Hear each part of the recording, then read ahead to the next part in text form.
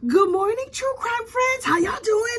Look, it's a back to work Tuesday. Yesterday was President's Day. Today, we all get back to regular life. What did you do to celebrate the holiday? I take holidays very seriously. To celebrate President's Day, I went to Target and I took like 3 naps. Don't judge me. You celebrate how you celebrate. I celebrate how I celebrate. But today, back in the courtroom, the state of Connecticut versus Michelle Triconis. Have you been following this case? Listen. This is positively the most boring case in the world. Here's the thing though, it's super boring. And then every now and then it's like poof, poof, poof, fireworks go off in the courtroom. So I was following this case over there with Brandy Churchwell and the 3rd teachers. Y'all know, good morning, Brandy Churchwell. Y'all know I love me some Brandy Churchwell on her live stream. But anyway, I've been missing from Brandy's live stream because, you know, the case is slow, it's drawn out, and I don't do slow. I know this is gonna be shocking to you, but I can't tolerate it if it's real slow and dry. But the other day, I'm not even sure what day. You know, you don't come here for facts. The other day, there were fireworks in the courtroom. But let me give you a little bit of background on the case in case you don't know. So Michelle Triconis was dating this dude, Fotis Dulos.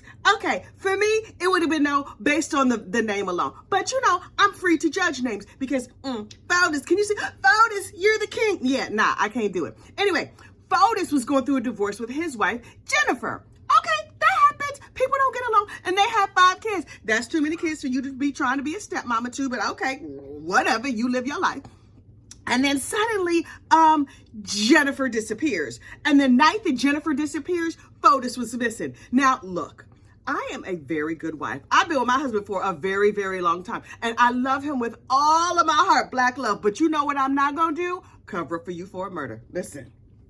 I'm just not that girl. People are like, I'm a ride or die girl. You got to be loyal. No, you know who I'm loyal to? Myself, my freedom, my children. I'm not trying to be out here going to jail for somebody. Nope. That's not my ministry. It's just not. So when Jennifer disappears, Fotis was like, hey, Michelle, girl, you want to go for a ride? I have these large garbage bags that smell like blood, but you really should not look in them. And we just going to go for a ride. And you know what she said? Okay. And so they drove all around town, all over Connecticut, and he's just dropping these mystery bags off in public trash cans. Girl, you ain't asked no questions? Not one? Not one? What is in the bag? Where are we going? Why we got to go over there? This bag feels heavy. Is that leaking blood? No questions at all. At my house, if my husband go to CVS, I got 12 questions. She gonna go drop off bags in public garbage cans with no questions. Okay, girl. I don't know if that means she's a better partner than me or worse. It does not matter. You know what I'm not going to do? Be on trial and go to jail. So anyway, the police are like, hey, Michelle, girl, come on in here. Let me ask you a couple questions. Your husband's ex is missing and presumed dead, and there was a lot of blood. And she was like, I don't know. I don't know what happened. We were sleeping. Everything was fine. Everything is great. In perfect English. And then when the cops turn up the heat, oh, suddenly she can't speak English. Oh, what? Your English is faulty? When you feeling pressured and guilty and whatever because you were implicated in an unfortunate unaliving, then your English gets bad? Okay, cool. So then Fotis goes and unalives himself. Oh, that's so sad. But here's the thing. Jennifer is missing, Fotis is gone, and who is left to hold the bag? Literally, Michelle Triconis. Girl, why did you just say, yup, he did it. I don't know what happened. I was minding my business and he came home all covered in blood. And I was like, oh, I hope that's ketchup. Please go take a shower, but don't get none on my good rugs. And why did you just give him up? I thought we was throwing out garbage from the house. She couldn't even come up with a good convincing lie. So she's on trial for assisting the murder after the fact, something like that. This is the dumbest case I ever seen in my life. But here's the thing. This lady, Michelle Triconis, is from another country. You know, I don't know which one. But she's just like, my English is not that good, so I'm going to need an interpreter. Heifer, we saw you over there in the police interrogation room with 2 English-speaking police officers. You're speaking clear English. It's accented English, but you're still speaking English. And now suddenly you need an interpreter? Okay. I guess if I was accused of murder, I would certainly not speak English either. And I was born and raised in this country. I would be like, this is not my first language. I would get me what's that? Duolingo? I'd be all over Duolingo. I only speak Mandarin. I only speak German, something hard to find an interpreter to drag out this trial. But me, I wouldn't have found myself in this position. So I'm like, maybe poor Michelle just got caught up. Okay. That happens. Let's say she just gets caught up, right? So she's sitting there in the courtroom because now she's on trial. She has a super annoying lawyer. And Michelle is jury tampering while sitting in the courtroom. What? Say you're garbage without saying you're garbage. You know what I'm going to do? Yeah, I'm on trial for my life. I know it's going to be a good idea. Let me see if I can tamper with the jury. This is what I'm going to do. So she's sitting there with her laptop and she's putting up news articles and messages or whatever, and then leaning to the side so the people in the audience can see what's on her computer screen, and then her supporters in the audience are mouthing things to the jury. Ma'am, we understand that you are not from this country. Do you not understand how juries work? Do they not have juries where you live? Lady, you're trying real hard to go to jail. Real hard. Do you really? Did she think this was going to work? P.S. to discover whether or not, like, did she do it? Did she not do it? People was complaining about it. You know what her, the prosecution did? They was like, oh, well, this is on the court TV. Let's just go, we're going to go right on the internet. We're going to pull it up off YouTube and we're going to show the footage to the judge. This judge, a very dapper black man. He looks like Grady from Sanford and Son, only with like a nice beard and everything, all cleaned up, a beautiful bow tie. Oh, he speaks slowly. Oh, I can't take it. But he was like, listen, he said a whole bunch of judicial things real slowly, but I'm going to translate for you. He was like, y'all, I'm going to need y'all to knock it out or everybody's going to be in contempt of court. Don't make me come down there with this gavel. I will bonk you on your head so hard, you're not going to know what happened. And I will not be charged with assault because I, my friends, am the judge. Govern yourselves accordingly. And everybody was like, oh, I don't know why. Michelle, I don't know why people say I was tampering with the jury. Ma'am, it's because you're garbage. It's because you helped with an unfortunate unaliving of your romantic rival. It was her husband. You was just the side chick come lately doing the oochie coochie with her husband. Now listen, I'm not saying she broke up that marriage. I'm saying this dude was garbage. You're garbage. The wife went missing. If the wife went missing, what made you think you couldn't be next? Because let me tell you something. When I used to date, I was like, let me see how he talks about his exes, how he treats his mama, how he treats waiters. All of that is relevant because you can be like, well, she got unfortunately unalived because she was terrible, but I am delightful. So I'm sure he would not unalive me. And then you burn the bacon one morning, next thing you know, bonk, he got you bonked upside the head and buried in the backyard. And his new side chick is helping him throw away garbage bags with your blood. Girl, it is a terrible look. Hang on. I gotta go get this dog. Hang on. In other garbage people news, Ruby Franke is getting sentenced today. You know Ruby Franke? This is that 8 passengers lady, right? She had like 6 kids that she was abusing for entertainment and fun. I don't even know why she was abusing her kids, but she's like, I'm a nice LDS lady and I'm gonna teach you how to run your life and run your family, and I'm gonna show you what I do with my kids. Here's the thing though, the things she was doing with her kids were terrible. She was like, I'm going to punish my children by not letting them eat and tying them down. Now listen, did she put all that part out here on the internet for all of us to see? No, but she was holding herself out here like, we are a model Mormon family. Our Mormon friends, our LDS friends, they be taking a beating in these true crime streets. I'm not sure if Mormons commit more crimes than other people, they get more coverage, or if somebody happens to be Mormon, it just gets mentioned more. I have no idea, but I personally, I don't know if y'all know, I'm black. I've been black for like 53 years now. And so I know how it goes, right? So when I see somebody who's getting singled out, I'm like, let me just take a look and see. Now, I do not know if Mormons commit more crimes, but I know their crimes end up in the news a whole lot. But obviously, not all Mormons. But this lady happened to be Mormon. And she was like, okay, I partner with this other trash human being. And we are going to have classes to teach everybody how to run their family and live their life. Okay, only these 2 ladies locked up minor children in the basement of a big mansion. Okay, And then they left, went out of town, far, far away. So the kids escaped, thank goodness. And then they went to the neighbors, and then the cops came and they was like, hello, nice lady who has a YouTube channel. Listen, we saw your kids was tied up with ropes and starved and whatever. So, we're going to take you off to jail. And she was like, oh me, oh my, I have a YouTube channel and I'm very holy and I'm doing all the, wait, you don't care?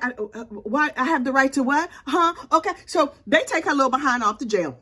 And ultimately, because there's so much evidence against her, ma'am, when you put all that stuff on the internet, I don't know if you know, anything on the internet will be used against you in a court of law if it comes to that. So listen, first of all, as an unrelated aside, are there crimes against gossiping?